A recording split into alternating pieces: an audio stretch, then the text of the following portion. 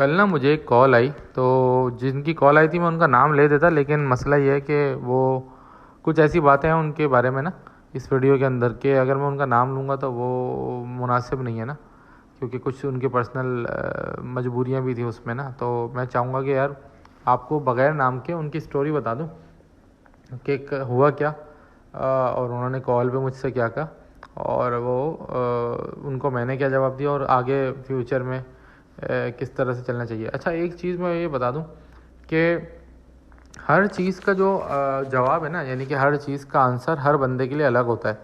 अब आप बोलोगे यार कि तैमूर भाई ये क्या बात कर रहे हो, वो ये बात मैं इसलिए कर रहा हूँ क्योंकि ऐसा ना हो ना कुछ लोग इस वीडियो में से ये बोलें कि यार तैमूर भाई आपने उस बंदे को ये बोला है तो हमारे लिए भी यही बात है। नहीं भाई, आप हर बंदा अलग होता है, हर बंदे के लिए अलग बात हो सकती है। हर बंदे के केस को पहले स्टडी करा जाता है, फिर उसको जवाब दिया जाता है ना। तो ये बात इसलिए बता रहा हूँ कि ऐसा ना हो कि इस वीडियो से लोग बोलें यार कि आपने तो वीडियो में ये बोला था, तो गलत मैसेज ना जाए। तो मैं इसलिए पहले डिस्क्लेमर दे रहा हूँ। भाई हुआ ये कि एक साहब हैं हमारे साथ, बहुत अरसे से राब्ते में थे, और काफ़ी अरसे से बेचारे बोल भी रहे थे कि यार मैं पेयर के लिए पैसे जमा कर रहा हूँ।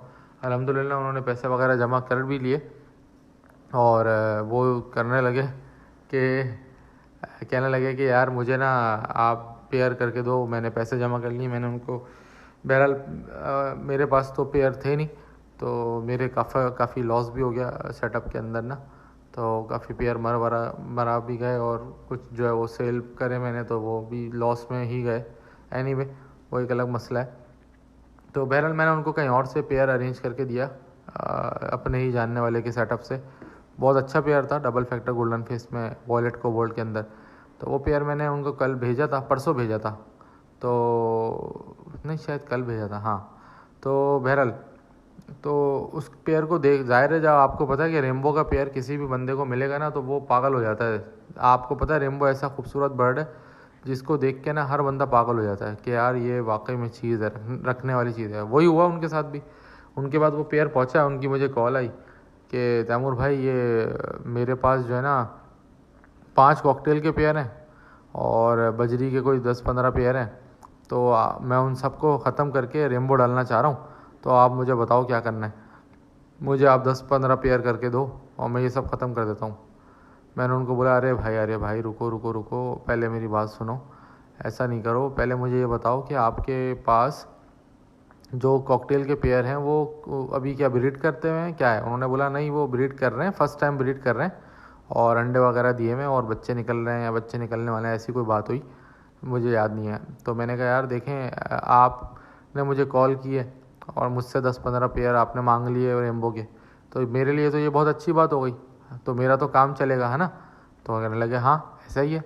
मैंने कहा लेकिन यहाँ पे अगर मैं सेल्फिश हो जाऊँ तो मैं आपको ये बोलूँगा हाँ आप सारा कॉकटेल भेज दो और जितना बज रही है वो भेज दो, और सिंपल सा ये करो कि मुझसे 10-15 पेयर ले लो, ये तो मेरे फ़ायदे की बात है। लेकिन मैंने उनको ये जवाब दिया कि आप ऐसा नहीं करो। वो ख़ुद भी हैरान हो गए, बोलने लगे कि क्यों। मैंने कहा देखो यार, आपके साथ ना अभी आप रेम्बो के शौक़ में नए हो, एक तो दूसरी बात ये है कि आपके सिनेरियो क्या है, आप मुझे थोड़ा सा वो समझाओ। बोलने लगे यार वो असल में मेरे हालात थोड़े ख़राब हो गए थे। फिर उन्होंने कुछ अपनी पर्सनल स्टोरी वगैरह बताई कि यार मेरी नौकरी छूट गई थी और जॉबलेस हो गया था, फिर क्राइसिस में आ गया, फिर ये हो गया, फिर वो हो गया, मतलब उनके साथ थोड़ी सी मुश्किलात आ गई लाइफ में ना, फाइनेंशियल क्राइसिस। तो वो कहने लगे यार फिर मैंने कॉकटेल के जोड़े डाल लिए थे कि यार चलो ब्रीड आएगी तो बेचेंगे, और उसके बाद जो है वो अब आपसे रेम्बो लिया है तो अब मैं सोच रहा हूँ रेम्बो पे आ जाऊँ। अब मैंने उनको बोला यार देखें, आपकी स्टोरी और आपकी सारी बातें सुनने के बाद मेरा मशवरा ये है आपको भाइयों वाला कि आपने जो कॉकटेल के पेयर लगाए हैं उनको आप नहीं बेचो, ठीक है। और जो आपके पास बजरी के पेयर हैं वो आप बेच के उसके बजाय आप रेम्बो डाल लो, लेकिन कॉकटेल नहीं बेचो। कहने लगा क्यों, ऐसा क्यों कह रहे हो आप तैमूर भाई। तो बल्कि मैंने उनको बोला कि आप पूछें तो कि मैं ऐसा क्यों कह रहा हूँ। उन्होंने कहा बताएं।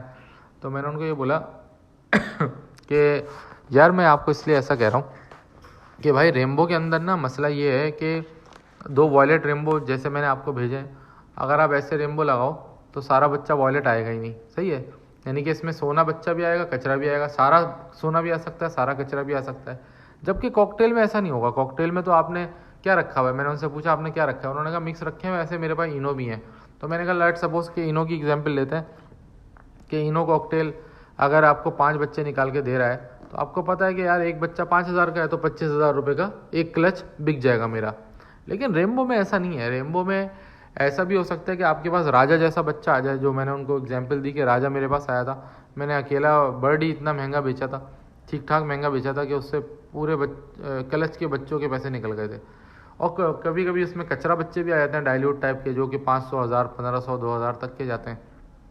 तो बताने का मकसद ये कि इसमें सोना भी निकलता है और कचरा भी निकलता है। तो कहने लगे तो क्या करना चाहिए। मैंने कहा देखो, आप कॉकटेल के 5 पेयर को छेड़ो नहीं, अब आपके पास ब्रीड हो गई है, आप उनसे कमाते रहो। बजरी के पेयर्स को बेच के आप रेम्बो डाल लो, फिर रेम्बो का आहिस्ता आहिस्ता से अपग्रेड करते रहना, अच्छी क्वालिटी के रेम्बो जैसे इस वक्त स्क्रीन पर मैं दिखा रहा हूँ, आपको डालते रहना।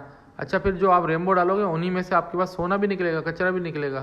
तो जो सोना है उसको बेच के कमाते रहना, जो कचरा हो उसको लगाते रहना, और उसी में से फिर दोबारा सोना निकालते रहना, इस तरह कर लेना।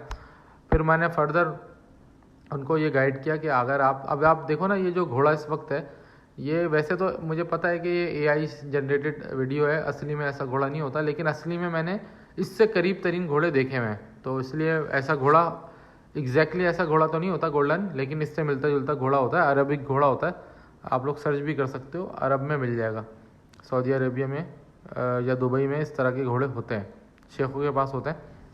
अच्छा, अब इस तरह का घोड़ा दिखाने का मकसद आपको ये है कि भाई बर्ड्स की फील्ड में भी, या घोड़ों की फील्ड हो या जानवरों की फील्ड हो, एक आध परिंदा या एक आध जानवर आपके पास ऐसा निकल आता है जो नायाब होता है।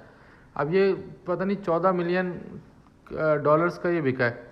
तो इस तरह का बर्ड आपके पास भी निकल आता है। कभी कभी तोतों में भी यही होता है कि कोई एक्स्ट्रा ऑर्डिनरी चीज़ निकल आती है। अच्छा, लेकिन कॉकटेल में ऐसा नहीं हो सकता कि एक्स्ट्रा ऑर्डिनरी चीज़ निकल आए। जैसे मिसाल के तौर पर 2 कॉकटेल हैं, अगर वो इनो है यानी सफ़ेद कलर के हैं, तो वो दोनों इनो बच्चे निकालते रहेंगे।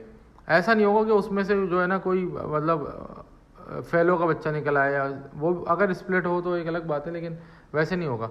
लेकिन रेम्बो हो गया, या इस तरह के बर्ड्स हो गए, या इस तरह के जानवर हो गए, घोड़े हो गए, या कोई और चीज़, तो बंदा जब ब्रीडिंग करता है ना पर्पसली कि यार मुझे ये वाला और ये वाला नर और ये वाली मादी लगाता हूँ और फिर इससे ये बच्चा आएगा, तो कभी कभी तुक्के में या उनकी जेनेटिक्स की वजह से या उनके पीछे ब्लड लाइन की वजह से इस तरह का हीरा बच्चा निकल आता है, जो कि गहरे नायाब होता है, यानी कि उस जैसा परिंदा या उस जैसा जानवर होता ही नहीं किसी के पास। तो फिर वो लाखों करोड़ों का बिकता है, जिस तरह ये घोड़ा मैंने एग्जाम्पल के तौर पे आपको समझाने के लिए डाला है। तो इसी तरह रेम्बो में भी है कि कभी बहुत ही अच्छा बच्चा निकल आएगा, जो कि जिसकी मोल्ड करने के बाद वो इतना खूबसूरत हो जाता है कि यार हर बंदा बोलेगा कि यार ये मुझे दे दो, चाहे इसके 10,000 ले लो, 20,000 ले लो, ठीक है। लेकिन कभी कभी ऐसा बच्चा निकलता है जो 1500 2000 का जाता है। तो ये मैंने उनको समझाया, और मैंने उनको बोला कि आप आहिस्ता आहिस्ता ब्रीड कराओगे, इंशाल्लाह ताला आपको अपग्रेड करते रहेंगे। तो ये मैसेज आप सबको भी मैं देना चाहता था कि हर बंदे के लिए अलग केस होता है। अब आप लोग ये मत करना कि यार कॉकटेल लगा लो। बताने का मकसद, अब मैं तो शौक करता हूँ, मेरे लिए शौक इम्पॉर्टेंट है, मैं पैसा नहीं कमाना चाहता, मैं शौक करना चाहता हूँ। तो मैं रेम्बो ही रखूँगा और रेम्बो ही रखता रहूँगा, क्योंकि ये मेरा शौक है। मिलते हैं अगली वीडियो में, गुड बाय।